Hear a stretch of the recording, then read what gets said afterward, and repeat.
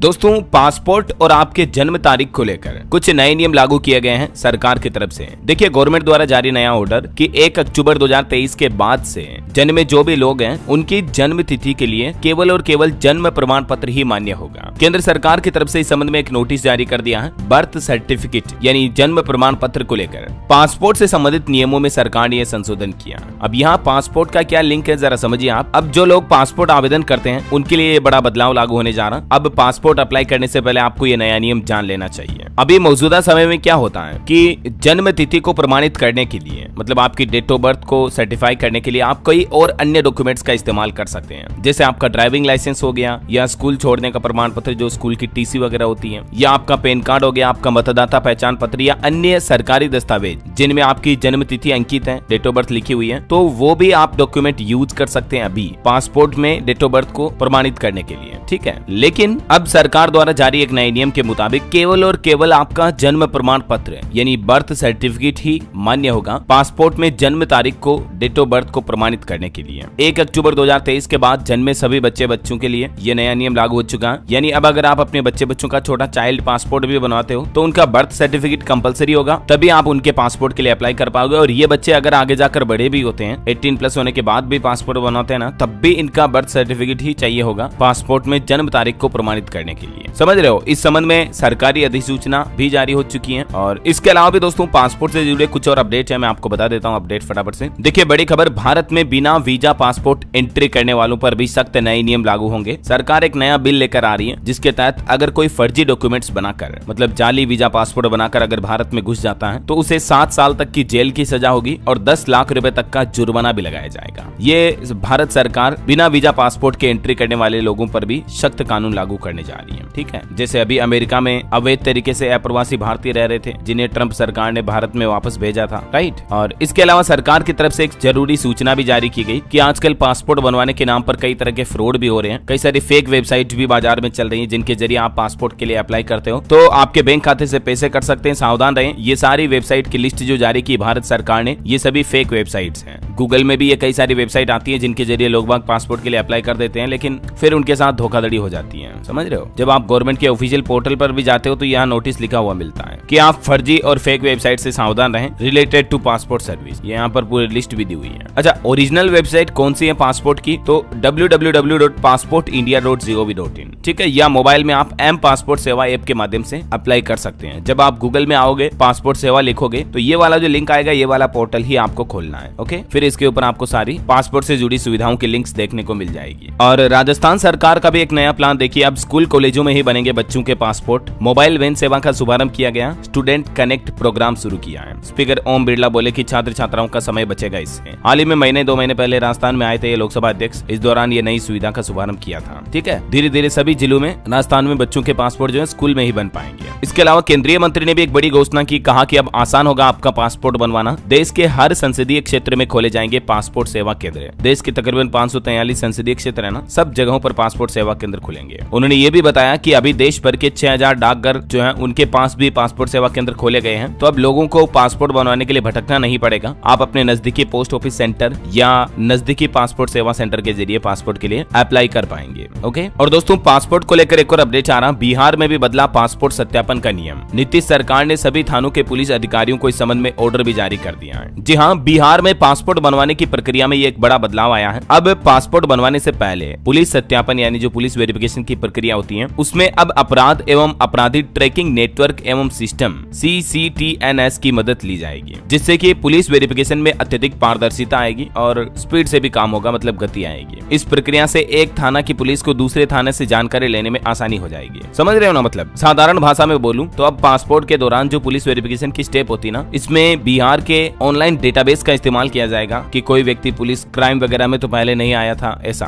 Passport बनवाने से पहले ये जो गवर्नमेंट का ऑफिशियल सिस्टम है, इस पर ट्रैक किया जाएगा उस व्यक्ति के डेटा को, रिकॉर्ड को। समझ गए। और बाकी जन्म मृत्यु पंजीकरण को लेकर राजस्थान सरकार ने भी एक नया नियम लागू कर दिया है, जिसके मुताबिक अब किसी बच्ची का जन्म होने पर या किसी व्यक्ति की मौत होने पर उनके जन्म मृत्यु पंजीकरण अगर देरी से करवाए जाएंगे तो भारी भरकम जुर्माना लगेगा। कितना? तो देखिए, नए नियमों के मुताबिक 30 दिनों के भीतर पंजीकरण न कराने पर आपको 20 रुपए का जुर्माना देना पड़ेगा। 30 दिन बाद पंजीकरण करवाने पर 50 रुपए का जुर्माना लगेगा और 1 साल बाद पंजीकरण करवाने पर 100 रुपए तक आपको विलंब शुल्क के रूप में पेनल्टी देनी पड़ेगी। और इतना ही नहीं, अगर कोई चिकित्सा संस्थान भी किसी व्यक्ति बच्चे के जन्म मृत्यु प्रमाण पत्र पर पंजीकरण पर देरी करते हैं तो उन पर भी 250 से लेकर 1000 रुपए तक का जुर्माना फाइन लगेगा। ये राजस्थान सरकार द्वारा लागू किए जा रहे नए नियमों के कुछ प्रमुख प्रावधान है, देख सकते हैं आप, क्योंकि अक्सर लोग समय पर पंजीकरण नहीं करवाते, जिनसे उनको आगे जाकर काफी दिक्कतें होती हैं। ये वजह है कि राजस्थान की भजनलाल सरकार ने ये कुछ न्यू रूल्स एंड रेगुलेशंस लागू किए हैं। ओके, तो दोस्तों, ये बर्थ सर्टिफिकेट और पासपोर्ट से जुड़े कुछ नए नियम, नए कानून कायदे आपको जरूर जानने मिले होंगे। और भी आपके मन में किसी तरह का कोई सवाल है तो बिल्कुल बेझिझक आप मुझे नीचे कमेंट करके बताइएगा। और बाकी आप कमेंट में ये भी बता सकते हैं कि आप कौन से राज्य में रहते हैं, ताकि मैं आपके राज्य सरकार द्वारा लिए गए फैसले, नई स्कीम, आपके राज्य सरकार की नई सरकारी योजनाओं की जानकारियां भी आपके मोबाइल तक पहुंचा दूंगा। ठीक है ना? तो आपके राज्य और जिले का नाम कमेंट में लिखिए। इस वीडियो को लाइक और शेयर करना, DLS न्यूज चैनल को सब्सक्राइब करके बेल आइकन जरूर दबा देना, रोजाना ऐसी इन्फॉर्मेटिव काम की खबरें, महत्वपूर्ण जानकारियां देखते रहने के लिए। ओके, ख्याल रखिएगा अपने आप का, अपने परिवार का। मिलेंगे अगले नेक्स्ट अपडेट में, तब तक के लिए जय हिंद, जय भारत, वंदे मातरम।